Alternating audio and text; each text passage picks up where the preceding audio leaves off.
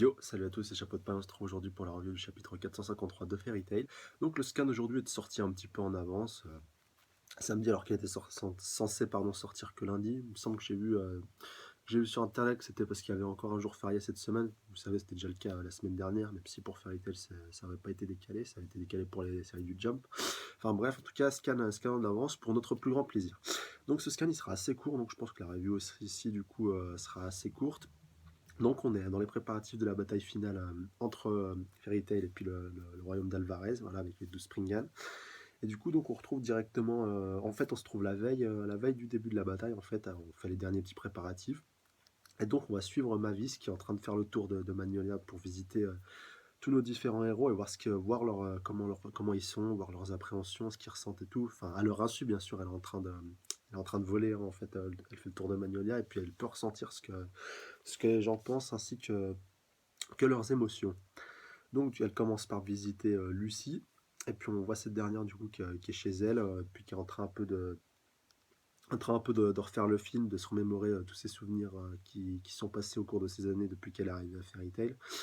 Et en tout cas, même si elle a beaucoup d'appréhension par rapport à cette bataille, bah, elle est très contente que ce soit grâce à la première, en fait, grâce à Mavis, que tout ça ait été possible, parce que si Mavis n'avait pas été là, pas de guilde, et du coup elle aurait jamais connu tous ces gens si formidables qui aujourd'hui sont ses amis et puis sa famille aussi depuis qu'elle a perdu ses proches.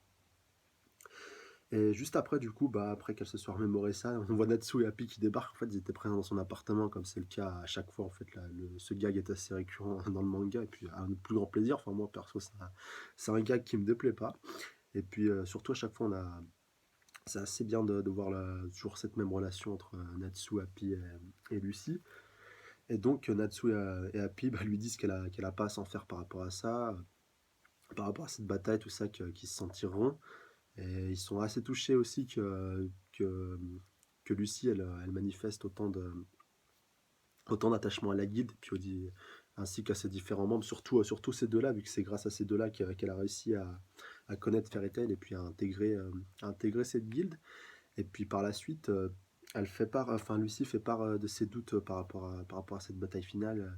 Elle a peur qu'il ne s'en tire pas tout ça. Et puis Natsu lui dit de toute façon, t'inquiète pas, on sera toujours là. Et puis va y avoir de la castagne et tout, je suis impatient. Et Lucie lui dit, faut pas que tu prennes ça à la légère et tout. Et Natsu, en fait, il lui rétorque lui, il aime bien se battre, mais pas dans des combats à mort. Il aime bien se combattre comme on a pu le voir dans l'arc des grands jeux magiques. Voilà, quand c'est pour s'éclater, pour tester sa force, ça va. Mais quand c'est des combats à mort, comme ça va être le cas avec cette guerre totale, il n'est pas trop fan. Mais ce qui ne va pas l'empêcher, en tout cas, de se donner à fond pour protéger ses amis. Du coup, après, bah, Mavis, voyant que ça se passe bien du côté de Natsu, Happy et Lucie va décider donc de continuer son chemin. Et alors, ce coup-ci, on va se retrouver aux sortes de bains thermes. Alors, je sais pas trop où ça se situe parce qu'avant, ces bains-là, ils étaient situés dans la guilde directement. Enfin, dans la nouvelle guilde avant qu'elle se détruise par Tartaros. Et puis là, on voit Erza, et Wendy et Carla donc, qui sont dans ces bains-là. Donc, on ne sait pas trop où ça se trouve. En tout cas, ça n'a pas trop l'air d'être dans la guilde. Ça a l'air d'être dans un bâtiment annexe par rapport à celui-là. Enfin, dites-le moi si vous le savez dans les commentaires, si vous savez. Et du coup, donc, on retrouve Erza et Wendy, et puis on voit Erza qui est en train aussi un peu de ressasser ce qui s'est passé, et puis elle s'en veut un petit peu d'avoir attiré Wendy, enfin, que Wendy ait intégré la guilde, enfin, parce qu'elle est très jeune, et puis par tout ce qu'elle a dû traverser depuis qu'elle a intégré la guilde, les différentes guildes noires, puis là maintenant, cette grande menace avec Alvarez, mais celle-ci lui dit qu'elle a pas spécialement à s'en faire par rapport à ça. Voilà, en tout cas, elle est contente d'avoir intégré la guilde. Et Erza la remercie en lui disant qu'elle est très contente qu'une mage aussi puissante qu'elle, voilà, je rappelle Quendin Dragon Slayer, des mages qui sont assez rares et assez puissants. En tout cas, la remercie d'avoir intégré la guilde et qu'elle est devenue une très puissante mage. À noter aussi que, enfin, un petit fait important à souligner par rapport à ce passage-là, c'est que Erza nous mentionne que Crime Sorcière, donc je rappelle la petite équipe de Jelal, avec ses deux, trois petites sorcières, va sûrement prendre part au combat, donc aux côtés de Fairy Tail. Donc ça rejoint ce que je disais au scan précédent, où vraiment je pense qu'on aura une sorte de grosse alliance entre les différentes guildes d'Earthland. Dishgar, pardon.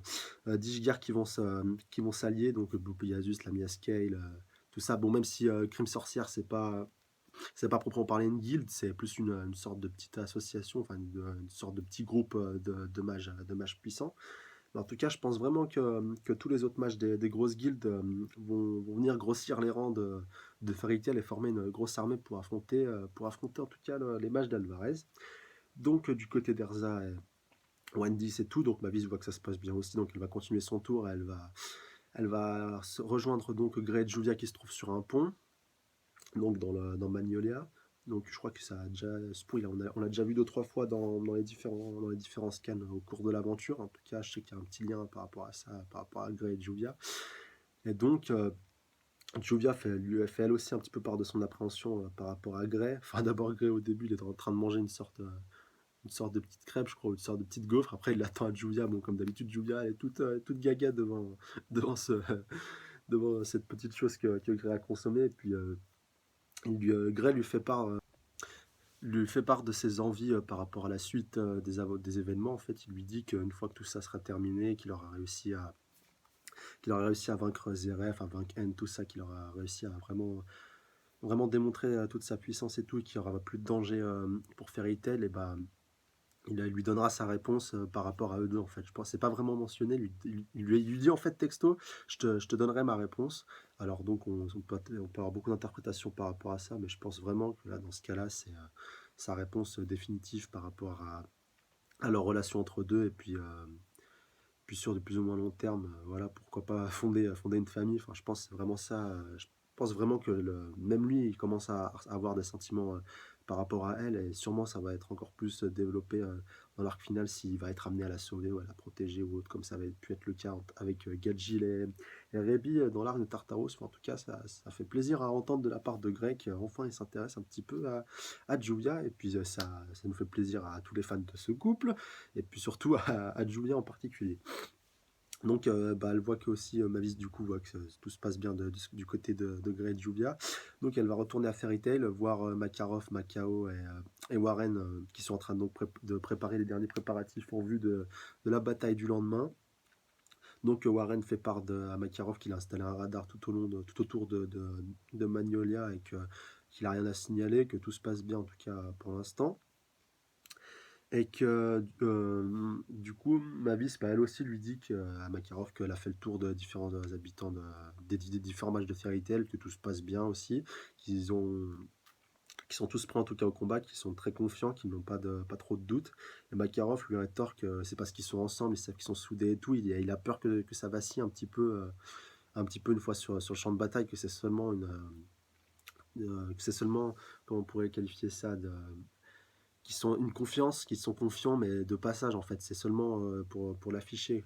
Mais en réalité, au plus profond d'eux-mêmes, ils ont énormément d'appréhension. Enfin, il n'a pas totalement tort par rapport à ça, Makarov. En tout cas, on verra comment nos héros vont réagir une fois, en tout cas, une fois sur le champ de bataille. Et la grosse surprise, en tout cas dans ce scan-là, on voit un gros coup de vent qui commence à souffler un peu partout dans Magnolia. On voit tous les mages qui sont zagués, en fait, qui réagissent un petit peu à ce qui se passe. Et là, on voit en fait une énorme armada de vaisseaux, un peu à la Albator qui lévite dans les airs et qui est en train de se diriger droit sur Magnolia. Et je vous le donne en mille, et bah, c'est le royaume d'Alvarez qui a décidé de se manifester. Et plus précisément Agile qu'on voit qui est à la tête de cette flotte. Alors on ne sait pas si tous les Springans sont à bord du vaisseau amiral, parce que en fait, c'est présenté comme ça, il y a un énorme vaisseau amiral, et puis il y a plein de petits vaisseaux qui grouillent autour, donc ça doit être sûrement des mages un peu moins gradés d'Alvarez, mais bon, ils doivent quand même être assez puissants. En tout cas, ça promet du très très très très très lourd pour la suite.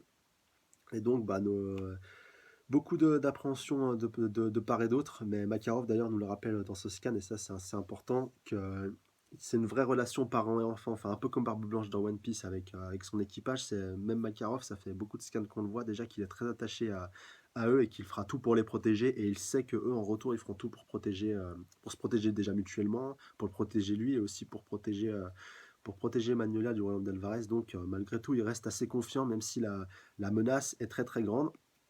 En tout cas, le chapitre se termine là-dessus, sur Agile qui débarque à Fairy Tail et qui est prêt à en découdre avec nos héros. Donc ça promet du très très lourd par rapport à la suite déjà. Donc laissez-moi vos avis dans les commentaires sur ce scan, est-ce que ça vous a plu ou est-ce que vous trouvez que ça traîne, ça commence déjà à traîner un petit peu? En tout cas, je pense, voilà, c'était vraiment un chapitre d'introduction pour vraiment introduire les Spring Gun d'Alvarez à Magnolia, et puis aussi pour un peu jauger la température du côté de nos amis de Fairy Tail. Enfin, en tout cas, c'était un petit scan, voilà, c'est pas le scan de l'année non plus, mais votre avis m'intéresse, donc n'hésitez pas à le laisser dans les commentaires. Puis dites-moi ce que vous pensez qui va se passer au prochain scan. Est-ce que vous pensez qu'il y a plusieurs matchs qui vont se lancer à l'assaut de Agile? Est-ce que c'est juste Natsu qui va aller directement découdre avec lui? Et surtout, moi aussi, la question principale que je me pose, et je vous la pose aussi à vous, est-ce que vous pensez que Agile est seul, en tout cas à l'heure actuelle? Est-ce que vous pensez que les 12 Springians ne sont pas encore partis d'Alvarez, ou est-ce qu'ils sont sur le vaisseau, mais qu'on les a pas, enfin qu'ils n'ont pas été montrés en tout cas volontairement dans ce scan-là? Peut-être que ce sera le cas dans les prochains scans. En tout cas, laissez-moi votre avis. Voilà, donc bah, ce sera tout pour moi pour cette review. Donc n'hésitez pas à mettre un pouce bleu si ça vous a plu, à vous abonner si ce n'est pas déjà fait pour être averti des prochaines reviews, surtout en ce moment. Voilà, ça vous servira plus qu'autre chose avec les scans qui sortent un petit peu en avance. En tout cas, sachez que dès que moi j'ai le scan en français, voilà, je suis malheureusement pas ce talent d'être bilingue comme beaucoup d'entre vous. Mais en tout cas, dès que j'ai le scan en français, la review ne se fera pas tarder. Voilà. Donc, et aussi, voilà, merci de partager la vidéo au plus de monde possible pour qu'on soit donc toujours plus nombreux à débattre sur ces différents scans. Surtout Fairy Tail, en tout cas, je sais vu que c'est très intéressant en ce moment, déjà par le scan précédent aussi, ce scan-là. Donc, n'hésitez pas à partager un max cette vidéo. Donc, ce sera tout pour moi. Salut à tous. Sayonara!